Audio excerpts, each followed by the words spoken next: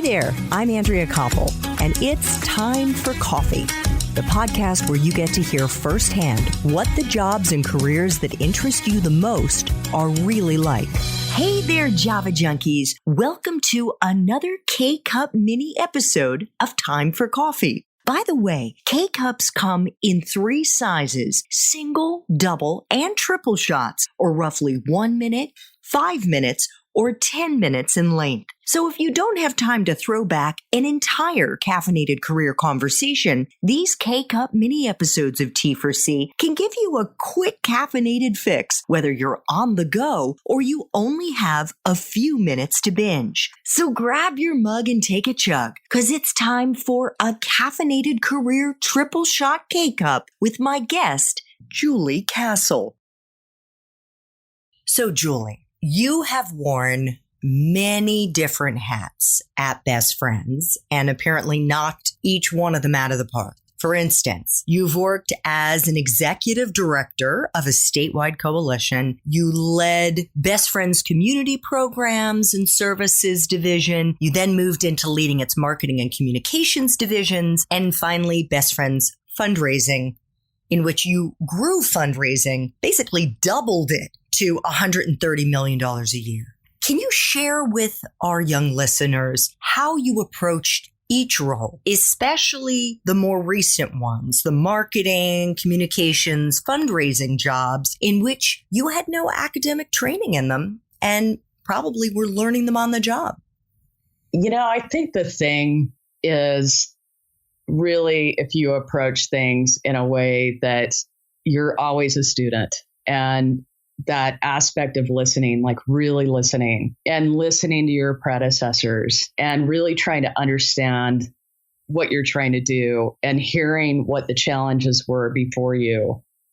And that to me is where the history major comes into play, because I feel like you can learn so much from past mistakes so that you can avoid them in the future. That's one thing. And the second thing is get your network going, because that is where you learn so much from your peers in the industry and learn from people who are already successful. And that's something that I've always believed in and always done. I don't care who it is. I'll call them up and say, hey, I'm Julie Castle. I live in Kanab, Utah. Can I pick your brain about, how you did this or how you did that? And most people are really generous with their time. And the amount that I've learned just by reaching out and networking with other people, not just in this field, but other nonprofits, has come to my aid a million times. That has helped me grow more than almost anything that I've done. And I think when you really approach things as a student, the sky's the limit. If you go in with a level of arrogance or a know-it-all attitude, man, you're always going to lose.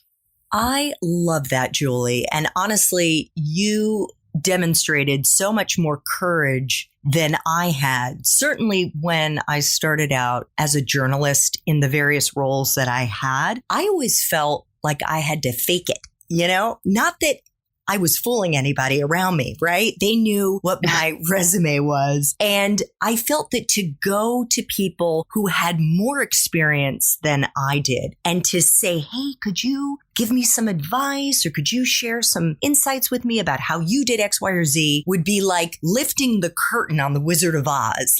Oh my goodness, she's really not somebody who knows what she's doing. And I think the fact that you had the poise to say, I'm just going to call up people, some of whom I may not even know, and ask them for their advice is awesome. Well, that's very generous of you. But I think more than anything, it was a survival skill because I knew that a lot of these jobs, I didn't have any clue what I was doing, no clue. And particularly jobs, if you go into nonprofits, one of the most challenging fields is fundraising. And to stare down the barrel of knowing that you need to raise $70 million a year and you've never had experience doing that is really scary. And that's where I think there's just a huge dose of humility to say, I really don't know what I'm doing. Help me build a strategy, and reaching out to other people who have been successful I think it was honestly just like, I better get real here, because if I don't want the animals to suffer or any staff that are on our payroll. So it was highly motivating for me. And it's actually an interesting experiment to job hop like that, because I think it keeps you sharp and definitely not bored. For sure. So what advice do you have for young people, especially for young women who research has shown suffer more than men from something called the imposter syndrome, the fear of getting found out to be a fraud? I have heard that saying more in the past 18 months since I've been CEO than I've heard in my entire life. And it's fascinating to me, because I almost feel like everybody I know has gone through that. I've gone through that. And I think it's okay to let yourself go through that, because in your own mind, you are entering new territory. You are sort of doing something that you personally have never done before. And I think it's a matter of just steeling yourself away from that negativity and really believing that you can do this, that all those other women before you who have achieved greatness aren't that different from you. And to me, it's a really fine line between having that breakthrough moment and just sitting back and being too afraid to step out and say, I'll do it.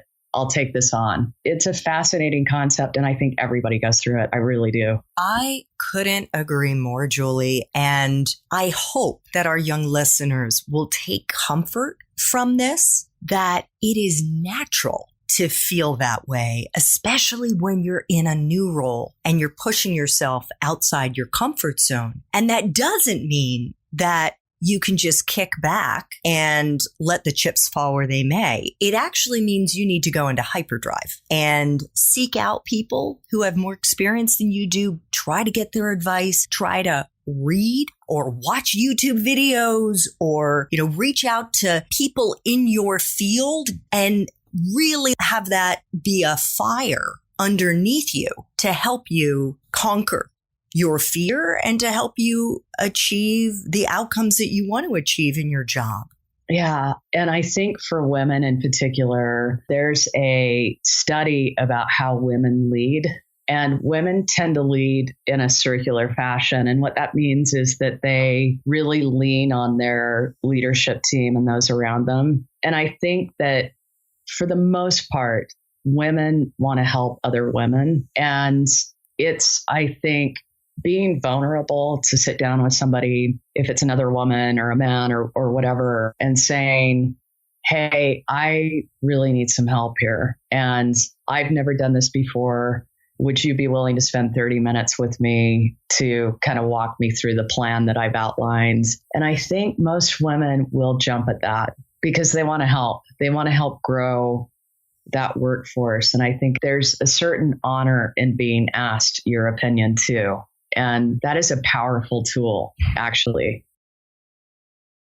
Thanks for tuning in to this K-Cup mini episode of Time for Coffee. If you want to listen to our entire caffeinated career conversation, please check out the show notes for this episode. Thanks so much for listening to Time for Coffee, where the professionals in the jobs that most interest you always have time to grab coffee 24/7, no matter where you live. I have one quick favor to ask you. Remember to rate, review, and subscribe to Time for Coffee. Thanks so much.